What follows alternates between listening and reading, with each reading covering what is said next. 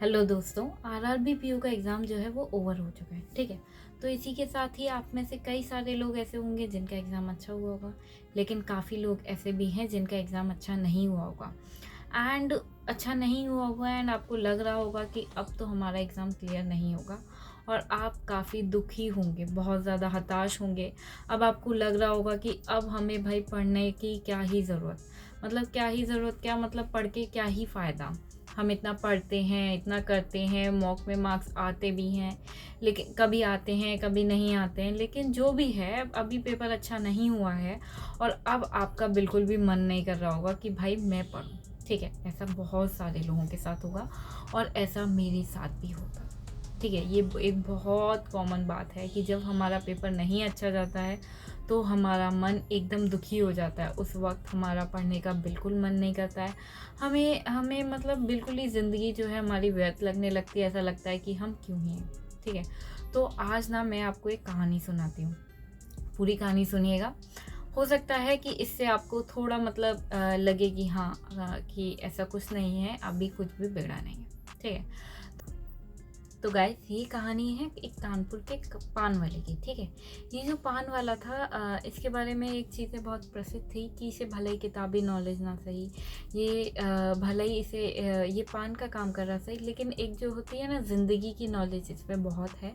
और कोई भी अगर अपनी परेशानी लेके जाता है तो ये बहुत ही अच्छे ढंग से जो है समझाता है, मतलब बहुत ही ज़्यादा प्रसिद्ध था। तो एक बार एक बंदे ने सोचा कि ये इतना प्रसिद्ध है तो चलो इसके पास एक एक एक एक ऐसा सवाल लेके जाते हैं जिसके आंसर, मतलब वो बंदा आज तक उस प्रश्न के आंसर से कभी किसी से संतुष्ट नहीं हुआ।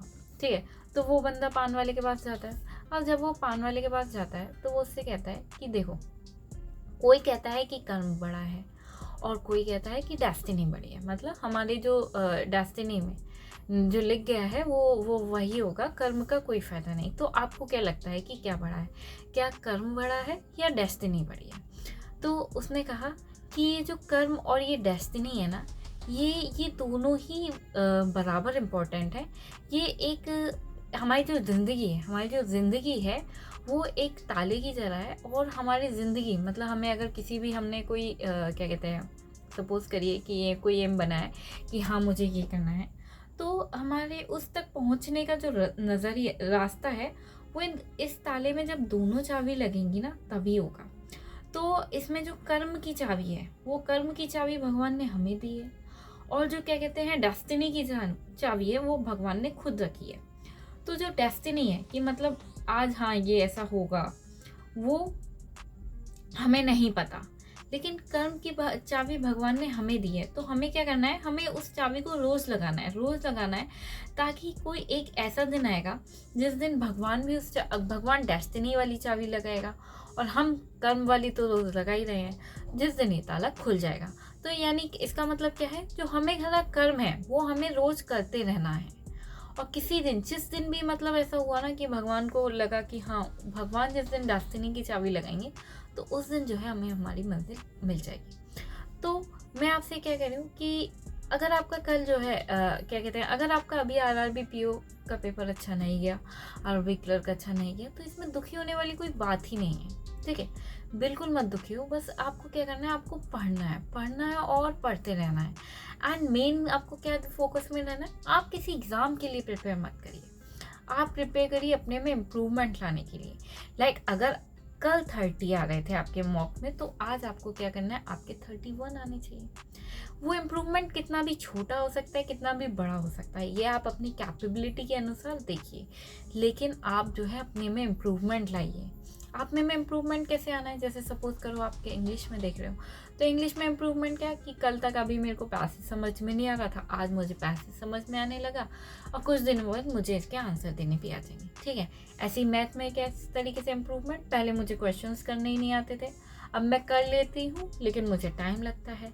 और आगे जाके क्या करना है, मुझे इम्प्रूवमेंट इसमें क्या लाना है, मैं करती भी हूँ मुझे, लेकिन अब मुझे टाइम भी नहीं है। ठीक है, ऐसे ही काम रीजनिंग में हो जाएगा। तो आपको ना अपने अंदर इम्प्रूवमेंट पे ध्यान देना है, लोगों से कंपेयर ना करके आपको अपने आप से कंपेयर करना है। और हमेशा देखना है कि हर दिन मेरे में कुछ ना कुछ इम्प्रूव हो रहा है, मैं अपने अंदर इम्प्रूवमेंट ला पा रही हूँ। और एक दिन फिर ज़रूर ऐसा आएगा जब आपके ना एग्ज़ाम क्लियर होना चालू करेंगे। क्या आरआरबी, क्या आईबीपीएस, क्या एसबीआई, जब एग्ज़ाम क्लियर होते हैं ना, अगर आप किसी भी ऐसे बंदे से मिले हो जो जिसका क्या कहते हैं, जो बैंक में बैठा है, तो वो आपको बताएगा कि कैसे उसके कभी कोई पेपर नहीं क्लियर होता था, एंड देन जब उसके पेपर क्लियर होना स्टार्ट हुए तो ना उसके एक एक करके सारे पेपर क्लियर होने लगे। कोई फ़र्क नहीं पड़ रहा था कि वो आईबीपीएस का दे रहा है कि आरआरबी का दे रहा है या एसबीआई का दे रहा है। मोस्ट ऑफ द पर्सनस के साथ ऐसा ही होता है कि जैसे ही वो लोग एग्ज़ाम क्लियर करना चालू कर देते हैं तो एक लाइन से सारे पेपर क्लियर होते हैं। सारे पेपर क्यों क्लियर होते हैं? क्योंकि उनके एकदम कॉन्सेप्ट बिल्कुल क्लियर हो चुके होते हैं। उनको बिल्कुल पता होता है कि हाँ, कौन सा क्वेश्चन मुझे अटैम्प्ट करना है, कौन सा छोड़ना है। वो अपनी स्ट्रेंथ्स और वीकनेस को जान चुके होते हैं। तो जिस दिन आप भी अपने आप पे वर्क करना चालू कर देंगे, आप बिल्कुल किसी पेपर को ना लेके अपने आप में इम्प्रूवमेंट देखेंगे, तो आपको वो दिन दूर नहीं होगा जब आपके प्री जो है छुटकियों में क्लियर हो जाए करेंगे। ठीक है, तो इसी के साथ पढ़ते रहिए, और कोई डाउट हो तो भाई ज़रूर कमेंट सेशन में बताइए। This is Dhanlakshmi Agarwal signing of.